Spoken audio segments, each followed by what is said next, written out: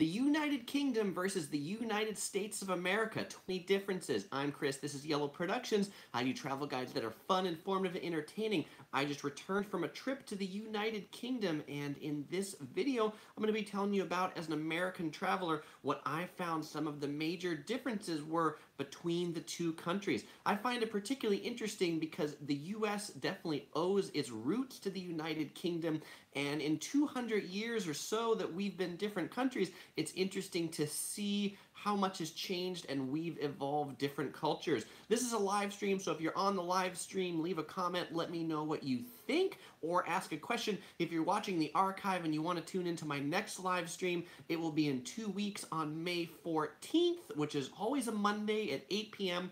On that one, I'll be talking about packing for Japan, what to pack for Japan. I'll also be doing some giveaways, so make sure to tune into that one to get some free swag. And by the way, if you want to make sure you tune into it, hit the bell where it says subscribe. There's a little bell next to it. Turn on notifications, and you'll get notified whenever I do one of these live streams. And so the first difference between the UK and the US is the language. Well, and by language, I mean the accents. Both the United States and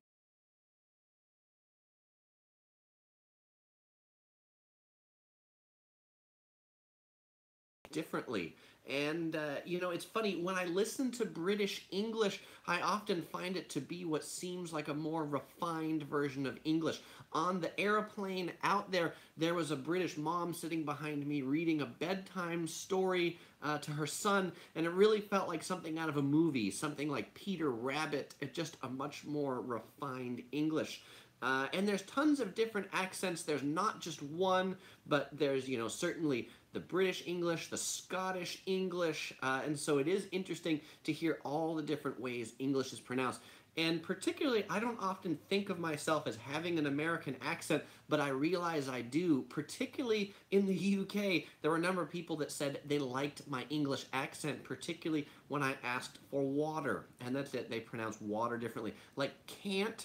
English, American English, it would be can't. British English, it would be can't. I can't do it.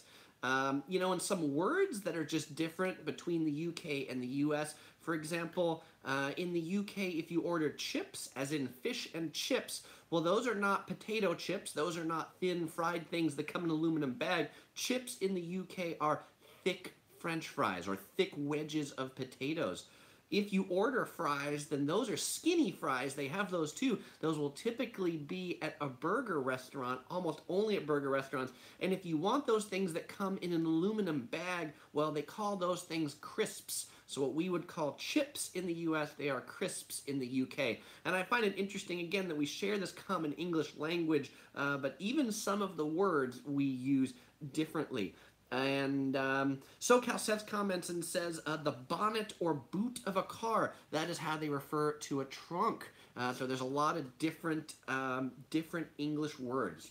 Okay, the second big difference between the UK and the USA is in public transportation. In the UK, they've really embraced public transportation. In the US, not so much. And some interesting statistics, particularly when we talk about public transportation by rail. In the US, less than 1% of all trips are on rail. But in the UK, 10% of trips are by rail. In the US, trains are nationalized under Amtrak. In the UK, they've privatized their train system.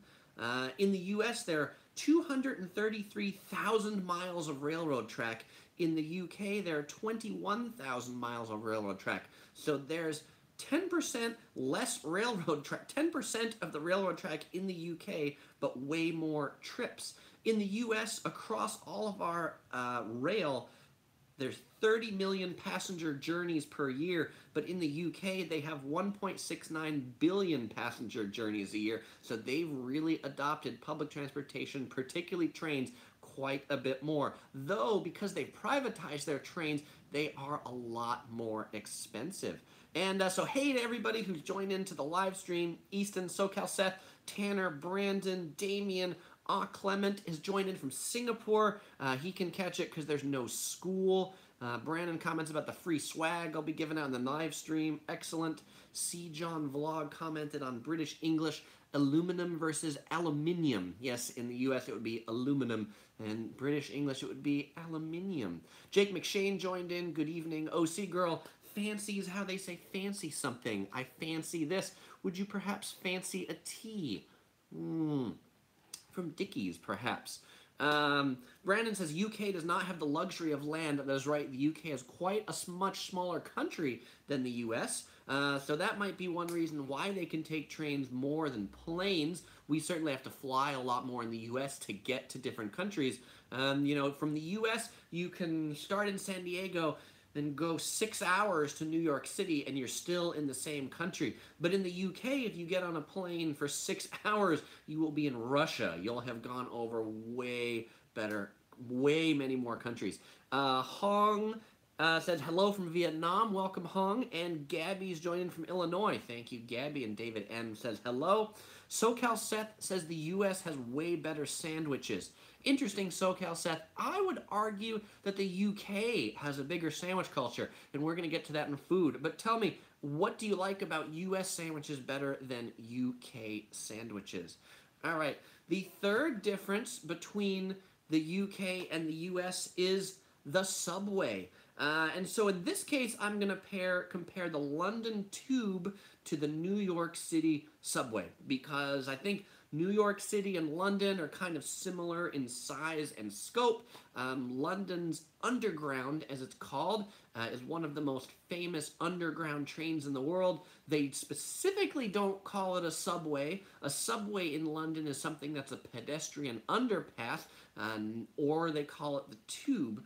But in London, as compared to New York City, the actual train cars are much smaller. I think because the underground trains are so old, their tunnels are smaller, and particularly when you come in, the doors actually angle in quite a bit. So if you're standing right by the door, in order for the door to close and your head not to get hit, you have to lean into the tube car a little bit. London stations are also, I find, to be much deeper underground than in New York City. In New York City, the subway runs pretty close to the street. You can go down 1 or 2 flights of stairs and you're where the trains are. In London, to get down to where the trains are in many stations, you have to go down many sets of escalators before you head on down there. Okay, you know, and let's see. Ooh, Urza says, you can't compare those two. I'm sure in the UK is cleaner. You know, the UK subway was a little bit cleaner, but, I mean, well, it's hard to get dirtier than the New York City subway, because the New York City subway has, like, rats and dirts on the train, and dirt on the tracks, but I would not consider the London Tube to be clean. If I were to compare the London Tube to the Japan subway or Tokyo subway has London beat 20 times down. And I find that people who say UK has a fabulous subway are people who really haven't spent their time in Japan. Because I found the London underground trains to be almost as busy as the Tokyo ones at rush hour. I mean, they were really packing them in there. SoCal Seth responded to my sandwich comment and said bread and cucumber is not a sandwich. They do have some interesting sandwiches that lack meat. Well, that's interesting. Oli says it was the first underground train in the world. Johnny Bangkok joined in and says, sorry, I'm late. It's morning in Thailand. Welcome. And I think I just answered Gilson's questions, which is more clean. I really think London and New York City are about the same cleanliness-wise. Tokyo says, SoCal Seth says in Tokyo you can almost eat off the floor, and Oli says yes, Tokyo is impressive. It sure is. Urzua on Facebook says, I think the London subway, it's somehow like the DC ones, as you have to really walk downstairs. At least the one in Chinatown is like that. Absolutely. It's often 5 minutes of like walking down escalators to get to where the trains are. All right. The fourth difference between the US and the UK is the buses, since we're talking about public transportation. And in the UK, I really liked the double-decker buses, particularly in London. In London, they are all about the double-decker bus. Pretty much every double-decker bus, every bus in London is a double-decker bus. There are some that aren't, but most of them are. And actually, I found the buses to be cleaner than the tube, and actually almost preferable to the tube, particularly for shorter journeys, because it takes so long to get down to the tube stations. You can just hop on the double-decker bus, and there are tons of them that are plying around the city. I find the buses also to generally just be newer in the UK. In the US, buses generally are a really lousy method of transportation. Buses in the US generally smell, they're generally dirty, they're generally late. I would say most Americans do not like to take the bus. There would be a few Americans in some urban places that really love the bus, but for the most part, most Americans would not be caught dead on a bus. All right. The fifth difference between the UK and the US is about walking. And people in the UK walk way more than in the US. Way more. I think most people in the US, if they're trying to figure out how to go someplace, they're going to figure out how they can drive or take some public transportation. But another one in London, particularly, if you ask somebody for directions, like to say, hey, how can I get to Buckingham Palace? They'll be happy to say, yeah, it's just, it's just right around the corner down there. Of course, you have to be explicit and be like, well, when you say right around the corner, exactly how far is that? And they're like, well, it's just a 30-minute walk in that direction. And that is pretty nothing for someone from the UK because they walk quite a bit. For work, where they want to go, but also, for health and exercise. And I think we're getting more of that certainly in the US, but people still are really attached to their cars and not so much to their feet. Gilson Diaz says small cities. Small in size. Yeah, I think cities in the UK are more compact than they are in the US. Definitely they were developed much longer ago where there weren't cars. Many American cities were absolutely developed for cars, and so our cities are much more spread out. And actually in the US it's probably hard to walk many places because we've got a lot of places like when I was in Kansas that frankly there's many streets that don't even have sidewalks. I'm going out on a trip and I was looking someplace and I'm like, hey, maybe I don't even need a car. I could just Uber there. And I looked at where this hotel is and it's like off the side of a highway and there's literally no sidewalks to get to this hotel. This is someplace in New Jersey. And apparently they don't need sidewalks in New Jersey. Oli says US cities are based around car use. They absolutely are. And someone with a Japanese name just tuned in and said, good afternoon. Tell me how to pronounce your name in English, because my Japanese character recognition is quite poor, and I will certainly say it. All right, let's talk about not public transportation now, but the next few, I'm going to talk about cars and roads after I drink some tea. By the way, I don't know if anybody has noticed yet, my newest prop in the background right here. Everybody knows I really like hamburgers. I really like In-N-Out Burger. I have added a hamburger pillow to my collection back here, so I hope you're enjoying this in the background scenery. Also in my set of burgers, I've got this nice burger towel. This is very nice. Burger hand towel. I think everybody needs one of these. All right, so on to cars and roads. In the UK, the biggest difference that you notice is that, driving on the left versus driving on the right. They drive on a different side in the UK than we drive here in the US. In the US, we drive on the right. In the UK, they drive on the left. And that may not seem like that's strange, right? They do the same thing in Japan. There's a bunch of countries that they drive on the different side. But what I did find particularly interesting is that in the UK, you can also park on any side of the street. Like, you don't have to park on just the right side facing right or the left side facing left, but you can park anywhere there's a space and you can park in any direction. It's sort of disorienting the first time you see it walking around. It's like, there's a car parked that way, which means the traffic flows this way, but it's not the case. What I do like in the UK is that they've put, like, written spray paint on crosswalks to tell people look left or look right, because I think they know that so many people come from places where cars drive on a different side that they're not used to looking in the crosswalk for where cars are going. And so it's pretty nice they've done that for us visitors so that we don't get run over by cars in crosswalks. Brandon liked the burger pillow. Excellent. SoCal Seth says the pillow's making me hungry. Dang it, Chris, I'm cutting weight. Well, SoCal Seth, you can always have room for a burger, I think. It's Riri.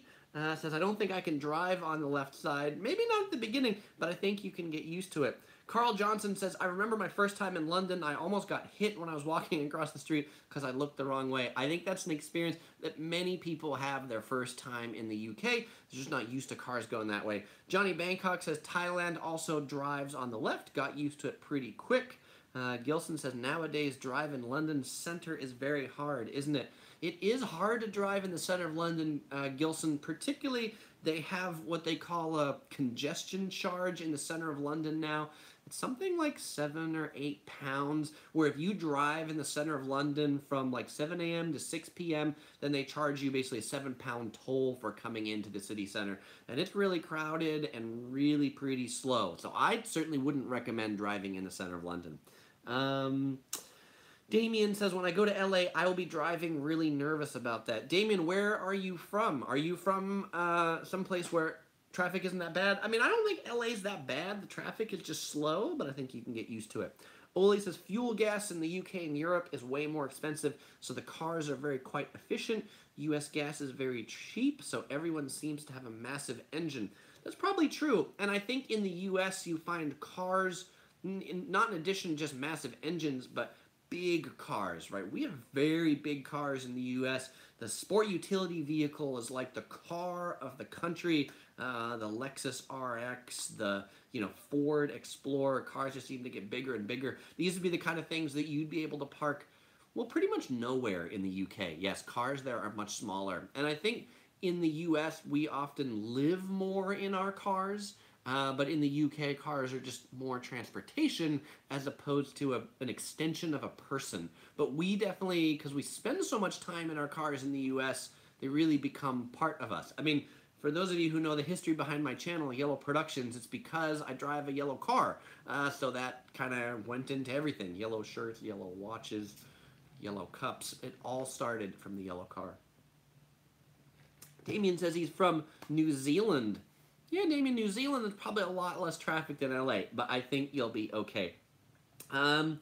Siller Mayer says, hi, I'm from Switzerland, currently studying English in Hawaii. I love your videos about all the Hawaiian islands. Excellent. I'm glad you enjoy the Hawaii videos. Aloha. Brandon says, Americans always have a very big V8. Absolutely, big engines. We love them, especially ones that make a big vroom vroom.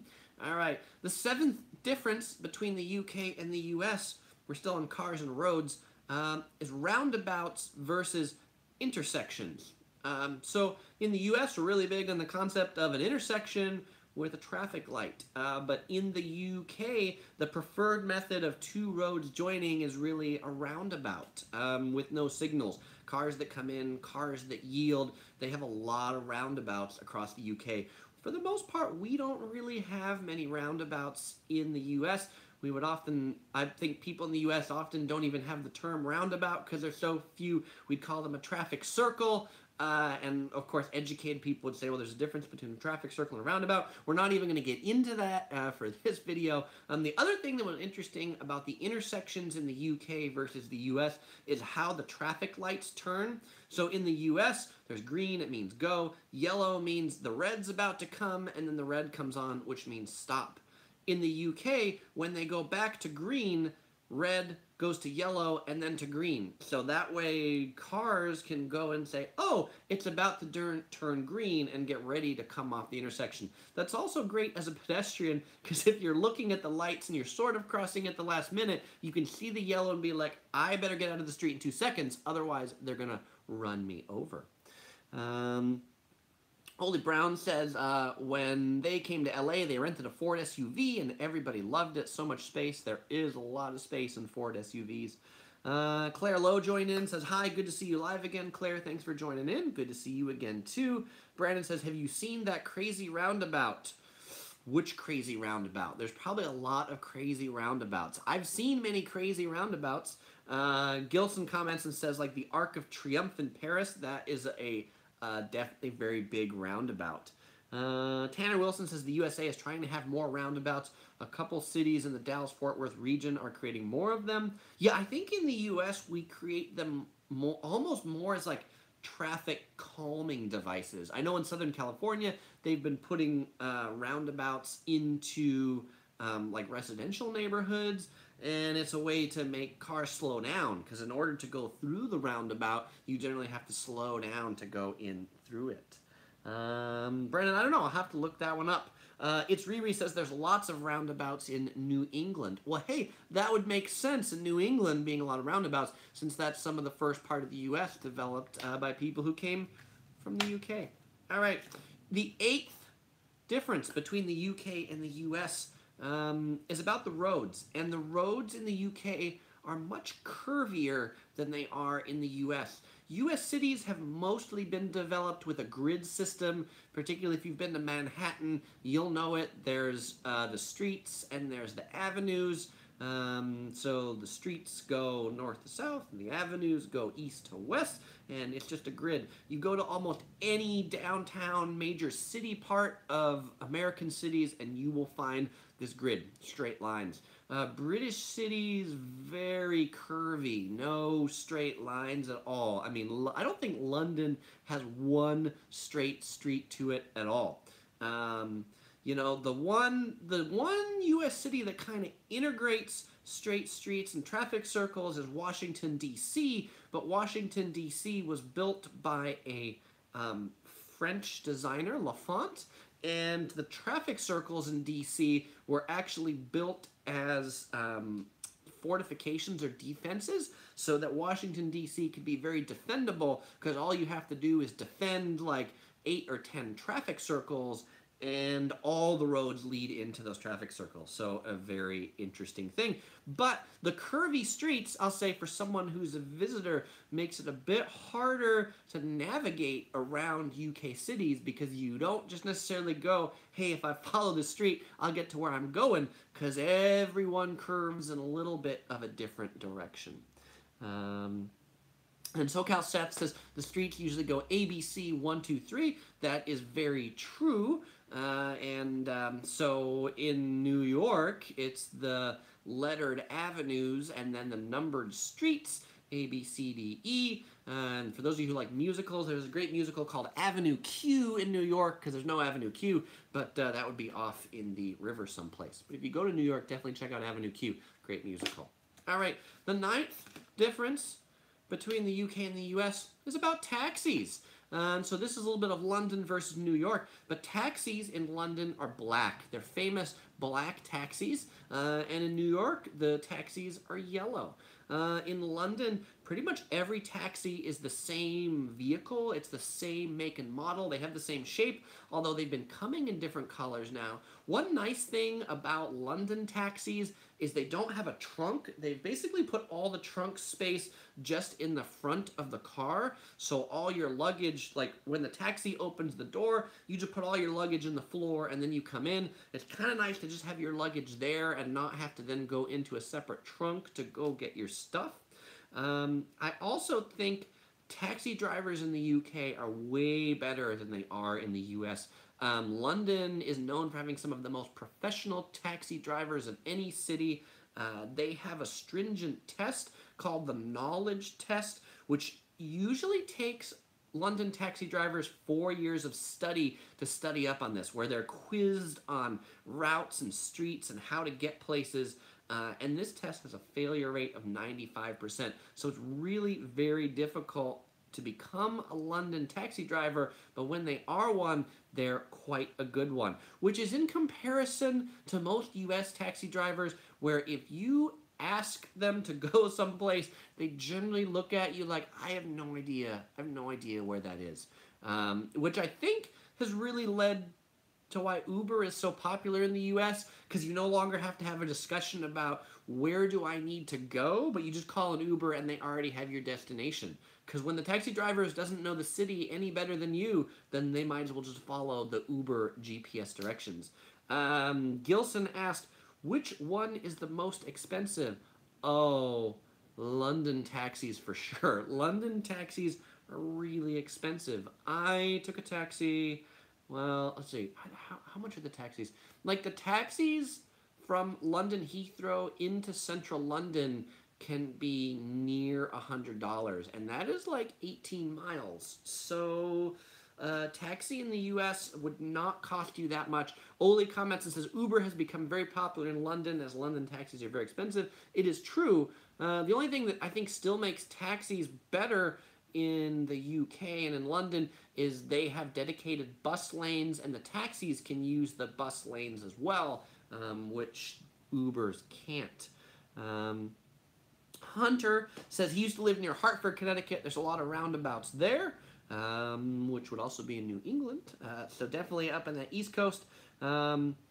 Brandon says, that seems very great to have the professionalism in the UK taxis. Absolutely, and I think that's one reason to want to take a taxi over an Uber is you know that that person who picks you up is going to be professional. I kind of feel the same way about taxis in Japan, in that taxis in Japan are very professional, the drivers are professional, they act professional, and so that's frankly just nice and maybe something that'll keep them in business as opposed to Uber putting them out in business. All right, the 10th difference between the UK and the US. This is not about cars and roads. This is about fashion and particularly business suits. If you're walking around the UK and you see people dressed in business suits, the British men are always going to be the ones that look nicer and have the sharper business suits. In general, I think the UK is more formal than the US. The hotel maids at the Marriott Park Lane that I stayed at, they were wearing like the full-on British maid attire, like the black and the white with the skirt, with the feather duster. The doormen at London hotels are wearing like top hats and tailcoats. They're really big on their shoes in London. Like they gotta have these like perfectly shined leather shoes that are pointy. Most Americans were not really that fashionable. I mean, most Americans, middle America really likes sweatpants and sweatshirts. But related to suits, the American, if you put the American and the Brit next to each other, the American will be the one that's much more baggy, much more loose. The Brit will be the one that's like perfectly tailored, much more slim. Also, I find British dress attire, the British men wear a lot more, I don't know if I want to say like peach, maybe not peach colors, but like pink and pastels, so very different. OC Girl comments and says, about the only place in the US that rivals London is Washington, D.C., and that's very true. Washington, D.C., whole different microcosm. People in Washington, D.C., they really dress up. You go to Washington, D.C., they're definitely bringing back the bow tie, and that's a whole different world. SoCal Set says UK is very form, fit, fashion forward. Absolutely. And actually, in the UK, there's a lot of places that have, way more places that have dress codes than in the US. In fact, Harrods, their big department store, has a dress code that you can't wear shorts into the department store. I mean, that's super interesting. I once went to walk into the Ritz-Carlton there, and I was like walking into maybe the restaurant entrance, and because I didn't have a suit and tie on, I couldn't come into the restaurant or bar. Like I couldn't even walk in the door. That was their dress code for their bar or restaurant. Brandon says the UK is sharp as a tack. And Yippee says Americans, we look like slobs compared to Europeans. Lol, it's okay. I'm a slob too. Yeah, well, and I like to think I'm not a slob. Because it's like I have to wear these yellow shirts, right? It was funny. The hotel in London that I was staying at, every night in the concierge lounge, the staff that worked in the lounge would always see me wearing a yellow shirt, and by about the 5th night, they were like, you have the most yellow shirts of anybody I've ever seen. And if only they could see my luggage, which is like entirely yellow shirts, right? Kind of ironic. All right. The 11th difference between the UK and the US, we're now in the food section. We're going to be talking about food. So SoCal Seth should like this one because we were talking about sandwiches earlier, which we'll get to. But the first one is about breakfast. Breakfast in the UK versus the US, very different.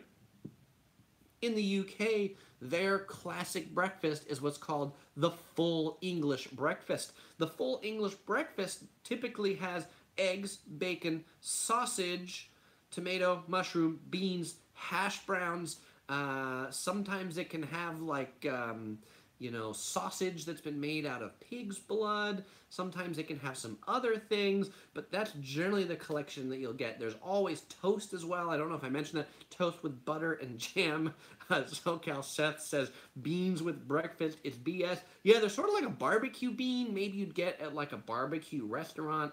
The tomatoes, often they would call them grilled, but they're like broiled. There's like a big hearty breakfast. American breakfasts are typically pancakes with maple syrup, eggs, waffles, things like that.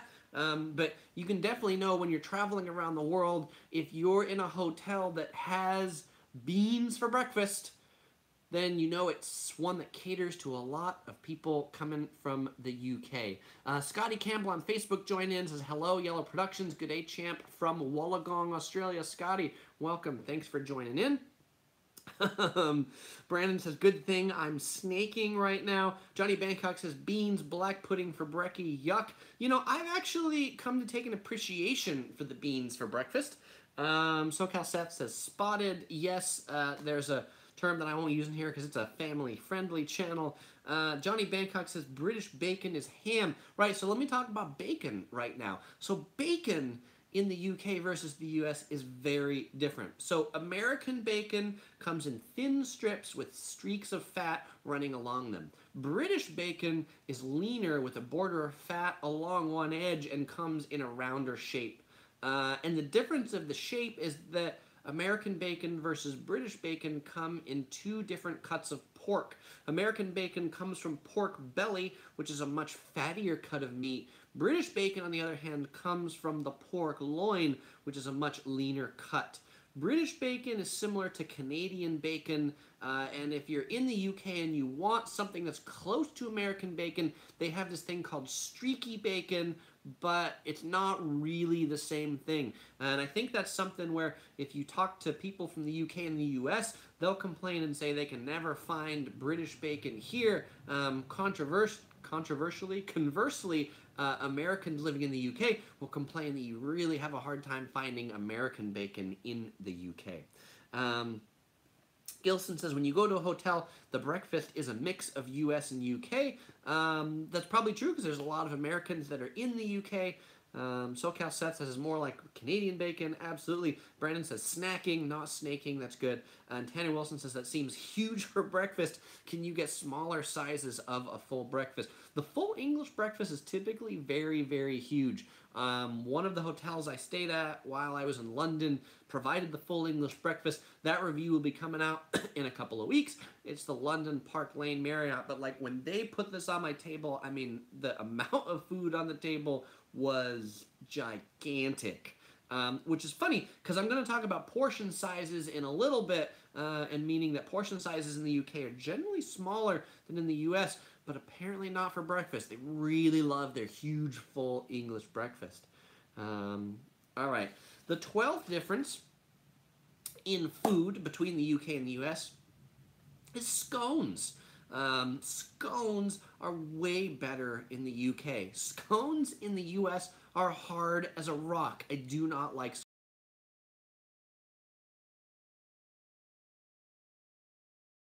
could use more as a hockey puck than as a food, but scones in the UK will have kind of a crispy outer shell, but a soft inner shell.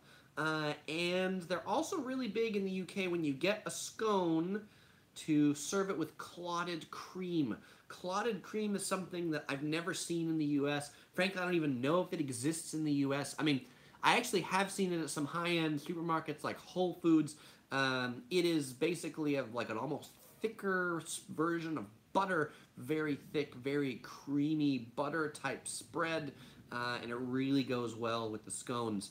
Also, butter in the UK is way better than it is in the US. I feel like butter in the US definitely feels like animal fat that you're just like spreading on something, but butter in the UK has this nice creamy consistency, and just generally seems to spread better and taste better and seem like it's a higher quality.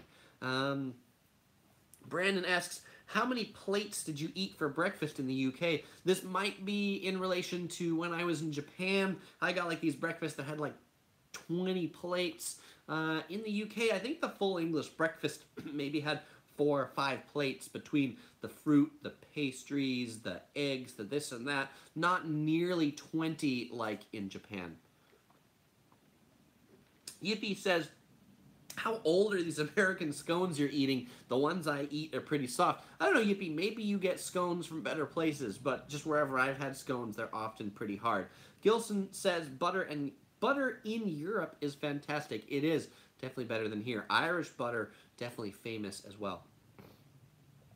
Okay, the 13th difference between the UK and the US, we're here on lucky number 13, is about tea, because what do you drink with breakfast or with scones? You definitely drink tea. And if someone in the UK says, hey, let's have some tea or let's go to tea, that typically does not just mean tea, but tea almost always implies snacks in addition to tea. They're very big on their afternoon tea. Afternoon tea has a whole culture to it.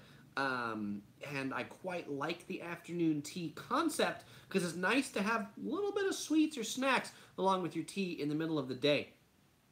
Tea is pretty much everywhere throughout the UK, but iced tea, which I happen to be drinking now, really isn't. And iced tea is something that you'll find all throughout the US, but I don't think the whole time I was there I ever saw a Brit drinking any cold tea. The one place I saw a line for cold tea, there was one Taiwanese boba tea place in one of the Sunday markets that I went to that had quite a long line that was half British and half Asian. The only other places I found iced tea was at Subway, and in that case it was sweetened peach iced tea, and at Starbucks. Not even McDonald's, which classically has iced tea in many of their locations, they did not have iced tea in the UK because who would drink it? SoCal Seth said high tea. High tea is definitely their big tea production. Brandon Torres says, I fancy some Yellow Productions tea right now. Yeah, I haven't come out with my line of Yellow Productions tea, but Tanner Wilson says, any favorite flavors for British tea? I really like Earl Grey tea. That's what I happen to like. I kind of like the lavender flavors or scents that are in British tea. And I find a lot of their teas there, they're like, not about like, in like the US, if you get like a tea at a restaurant, it very well might be like a cheesy Lipton tea bag. I mean, that's often what comes in the States is Lipton tea, which is like powdered tea. But in the UK, they're much bigger on tea, and so the tea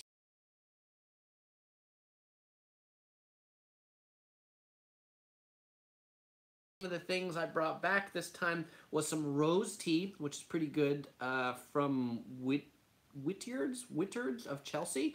And I also brought back some Earl Grey tea from Harrods. They have their own thing. But the rose tea is pretty good.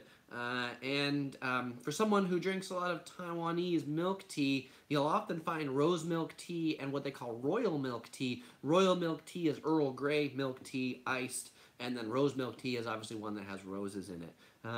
But I always bring back the full leaf tea.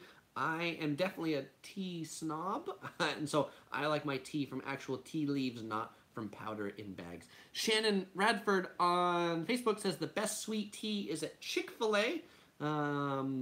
Okay, Shannon, I agree. They do have pretty good tea.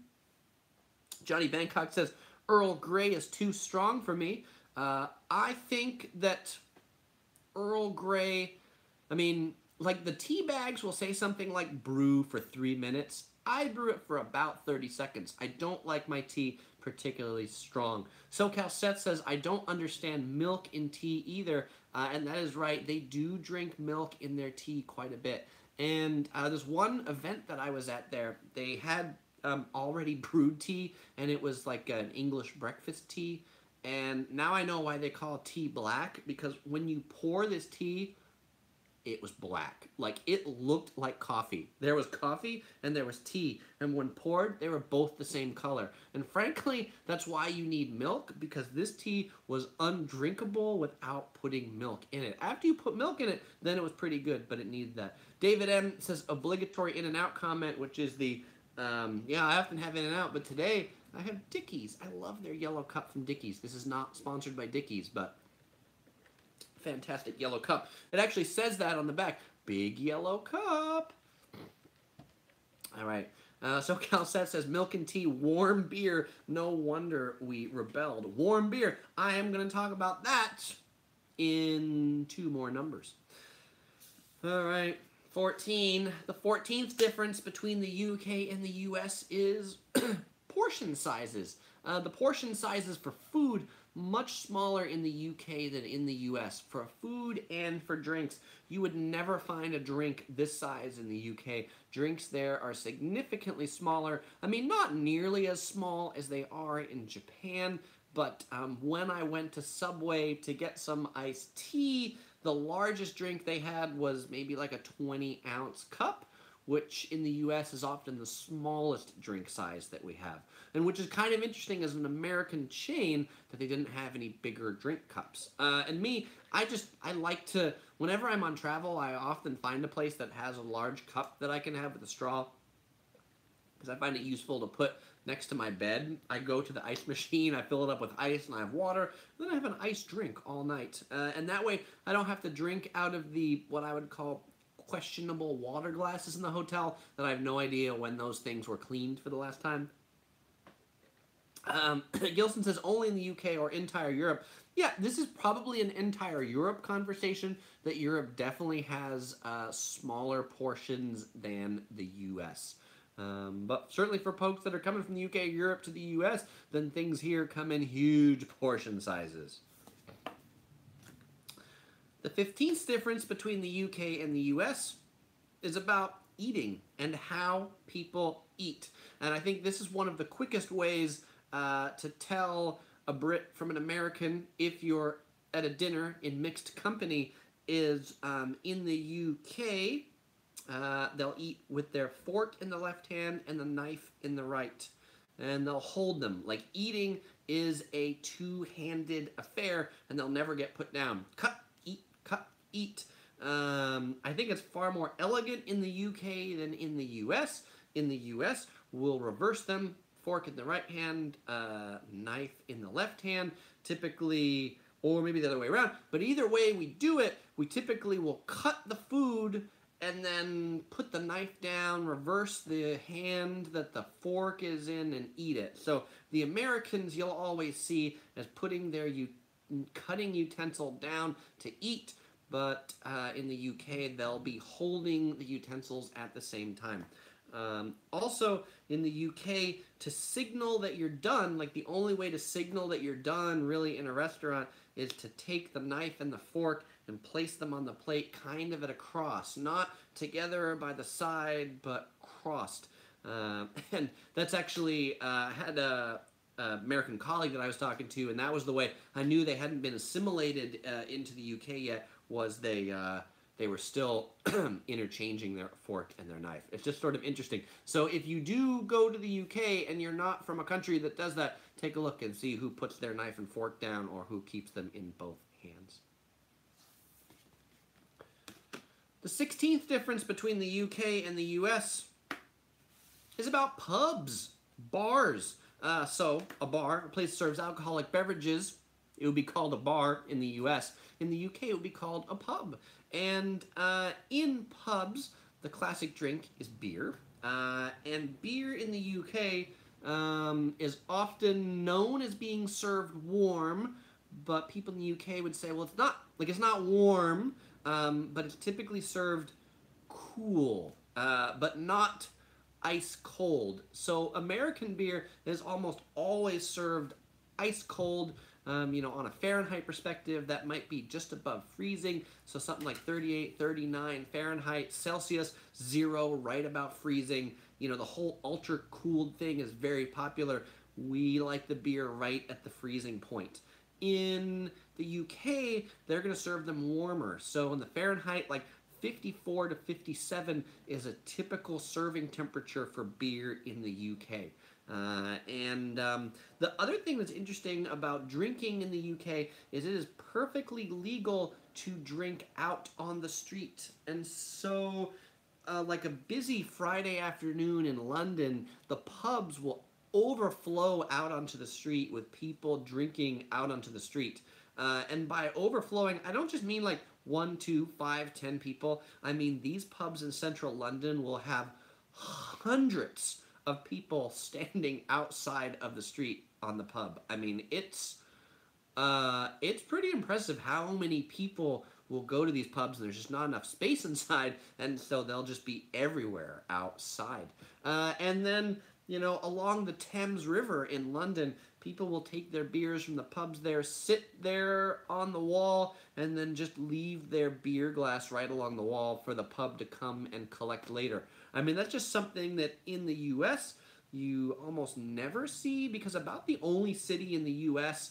that drinking out on the street is legal is Las Vegas. So Las Vegas, you will see a lot of alcohol out on the street, but pretty much in the U.S. it's all contained inside the bar, and you can't take that alcoholic beverage anywhere outside the bar. Small on Facebook says, we need that in my law. We need that in New York. Yes, you probably do. More room in the bars. Yippee says, pubs equals football hooligans. That's probably true. The pub as in public house. Very good, SoCal Seth. Gilson says the beer temperature might be due to the country's temperature. I think that's very true. And speaking of ice, since we're talking about cold drinks, if you were to ask for a drink with ice in the UK, you will get 1, maybe 2 cubes of ice. If you want more than that, then you really need to be like, hey, really like drinks cold. Can you give me a lot of ice? In that case, they might give you 3 cubes. But the UK is a pretty cold country, and so, yeah, their drinks aren't super, super cold. Macker's Tube says, in Australia, we love cold beer. Hey, that's great, and maybe because Australia gets pretty hot in the summer. Tanner Wilson says, did you get a chance to see any of the EPL stadiums while in London? I did not, Tanner. All right. 17th difference between the UK and the US is about tipping. Both countries tip, the UK and the US tip, but in the UK they tip less money per tip and in less occasions. In the US we tip, it seems like almost for everything, but in the UK, like a 10% tip at a restaurant is considered good for good service. Many people in the UK don't tip at all. If they're tipping a taxi, they may just round up. So if the taxi was 54 pounds, like 54 pounds and 10 pence, then they might give 55 pounds or 56 pounds, like £1 for a tip, not the 10 or 20% that you'd see in the US. But in the US, speaking of 10 to 20, 15 to 25% tip in the US is almost mandatory because people aren't really paid a fair wage where they're typically servers, and they, how should I say this? They rely on tips to make their living. Like, it's a whole kind of, I feel, sick ecosystem. The funny thing was, one of the forums I was at for, like, hotels in London, an American tourist in London was asking, hey, how much should I tip the maids in hotels in the UK? And a Brit came back and said, please do not tip the maids in the UK.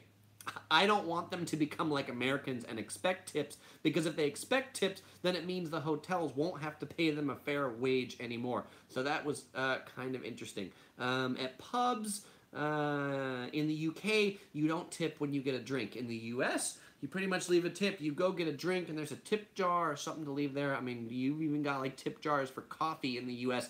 Tips have really overflowed and become part of our culture. And it's like, I always joke that like a hotel, when they take your bags or something like that, or the valets there, they like then hold their hand out as if like their hand is missing something. You know, they're like, my hand is missing something. Could you put something in it? And of course, in that case, it's a few dollars that is missing.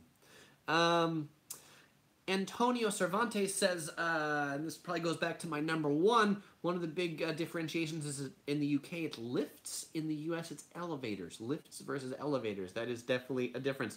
Tanner commented about the stadiums and said it would have been a great time of year with the end of season on the horizon, championship races, UEFA Champions League, avoiding relegation, going down to championship English second tier. Yeah, you know, having grown up in San Diego, I am not a huge organized sports fan. I love like outdoor sports like biking and surfing and hiking and that sort of stuff.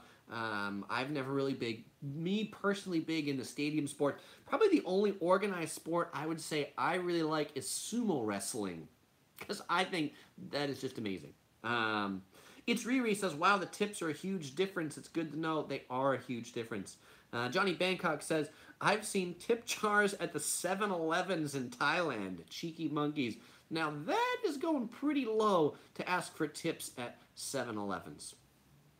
And SoCal Seth said he would love to see a sumo match. It's pretty cool. We saw a sumo match when they came to Los Angeles. The Japanese sumo tour came, and they came with the whole sumo tour. I mean, when those like guys with their big bellies run at each other and hit each other, the sound is totally immense. Shannon Radford on Facebook says, stay thirsty, my friends. Thank you, Shannon. Probably means you're tuning out, so I'm going to drink a little bit because I'm getting thirsty. All right. We're coming down to the last three here. Number 18, the 18th difference between the UK and the US is about grocery stores. Grocery stores, or supermarkets, or markets, or food markets, are much smaller in the UK with much less choice. The US is like the land of the supermarket. I mean, certainly with Walmart and things like that, but we have like these big national chains, Kroger, Safeway, that are huge. And in the US, like if you go to the peanut butter aisle, you will find 30 varieties of peanut butter from 10 different brands. In the UK, you'll probably see 2 different brands of peanut butter in 2 different choices. Their stores are much smaller, but UK grocery stores have a lot more prepared foods. So things like prepared sandwiches, prepared dinners, and by prepared foods, I don't mean frozen foods. Like, I don't mean like lean cuisine or things like that, but I mean foods that were often prepared today or yesterday, that are refrigerated, that are easy to have for lunch or easy to heat up for dinner. Speaking of prepared foods, and we talked about this with sandwiches, prepared sandwiches are something you'll find all over London in the supermarkets and the mini markets. There's a chain called Pret that when I put out my London Cheap Eats video, you'll see more of Pret in there. I don't think. They make the best prepared sandwiches I've ever had, meaning a sandwich that you get in a refrigerator. But at Pret, this chain for sandwiches, like, they only sell prepackaged sandwiches that are in the refrigerator. You can't get a sandwich to order. They're all prepackaged. And so that's a general trend at a lot of UK things, is everything's prepackaged. SoCal Seth says Tesco. Yeah, absolutely. Tesco Express is a big one. Also, Mark and Spencer is another kind of big chain that's there in the UK. And SoCal Seth asked me about sumo. Says, did you see Kevin Hart and Conan O'Brien sumo? I did not. I will have to look at that. That sounds like fun. All right. The 19th difference between the UK and the US is about power outlets.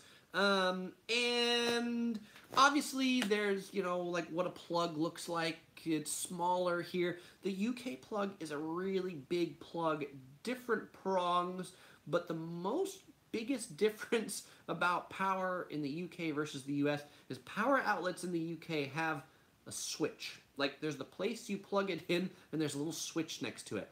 Every single power outlet has a plug and a switch. And so something as a visitor to UK, if you didn't know that you had to turn on a plug, you might be plugging something in and going, why doesn't this come on? I watched a YouTube video about why UK plugs are the best plugs ever. And one of the things that's interesting about the plugs is it's a three-prong plug. So I've got like two fingers and this one here as the plug. This top prong is longer than these two, and when the long prong goes into the socket, it then actually opens up the bottom two, which are where the main current goes. So someone who, like a kid who's maybe just like putting in a paper clip, can't put in the paper clip in the positive and the negative unless they have something that also goes into the top one to open it up to put it in there. So well designed for safety, which is why they're so much bigger. And I think the turn it on and turn it off is absolutely a way to help save more power, but just can be confusing a little bit to people who aren't familiar with it. Yippee comments says, that's a great idea. I think it is. Antonio says, yeah, the big coffee chain in the UK is called Costa Coffee. There are Starbucks there, but not nearly as many as Costa Coffee. An interesting thing about Costa Coffee in the UK is if you bring your own cup, they give you something like a 50-cent discount or something like that, because they're trying to cut down on like landfill trash and things like that. Because coffee cups are notoriously hard to recycle because they're paper, but then they have like a plastic or a wax inside to make it so the cups don't leak. Polly Brown says, food-wise, which was better? I definitely think the US has better food than the UK. I mean, the UK is not well known for its food. I mean, British food in particular, I find, is not extremely exciting. Though London in particular in the last 10 years has becoming very internationalized. And so some of the international cuisine's pretty good, but I don't think British cuisine is really known as fine dining. I mean, when I think of British food, I think of things like fish and chips, like meat pies, mashed potatoes, and I did go to this place that specialized in meat pies in London, and it was a pretty good meat pie, but, then they had like 10 different varieties of mashed potatoes, which is a lot of different varieties of mashed potatoes. I also found some restaurants to be really busy. There's this noodle restaurant called Wagamama, which it's like supposed to be like a Japanese udon or ramen place. It literally is the worst Japanese noodles I've ever had, and for some reason in London, they are like packed out the door. And then there's this Japanese ramen chain from Japan, Ippudo, that like has no line. Like there's nobody in Ippudo. And I guarantee you, Ippudo serves much better ramen to Wagamama. So, I'm just putting that out there. Macker's Tube said Australia also had 3 prongs and a switch. The bottom is prong the earth. I'm baffled why you don't have switches on the US. Probably because we're lazy. We just like to plug it in and we want it to go. SoCal Seth says they also serve beer at the UK McDonald's. Interesting. I didn't see that, but I didn't spend enough time probably at McDonald's. Let's see. And Tanner says meat pies just don't sound appealing for some reason. Yeah, they aren't necessarily appealing. There's one place I went to, they were good, but for the most part, right? It's meat pie. All right.